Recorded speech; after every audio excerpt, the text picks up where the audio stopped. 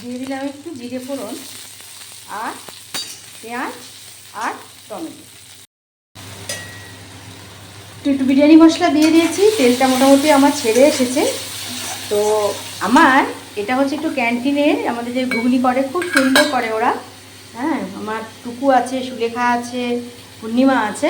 তো এটা আমার খাওয়া হয়নি, একদম ইনট্যাক্ট আছে। বেরোনোর সময় করছিল ওরা, ওই রাতে রুটি নেয় তো সবাই, তো ওই একটু দেরি করেই তরকারিটা করে। তো এটাও আমি এর সঙ্গে মিশিয়ে দিলাম, সঙ্গে দিয়ে দিলাম চিংড়ি মাছগুলো।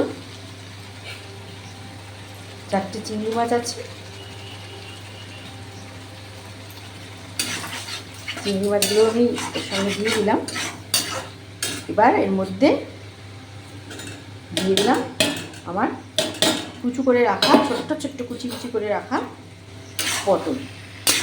ভালো করে 1-2 বার কষি এর মধ্যে আমি জল ঢেলে।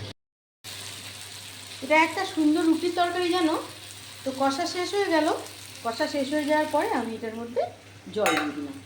তো এটা অ্যাকচুয়ালি লাঞ্চের থেকে ডিনারেই কিন্তু এটা ভালো যাবে, রুটি পরোটা, হ্যাঁ, সবার সঙ্গেই এটা বেশ সুন্দর যাবে।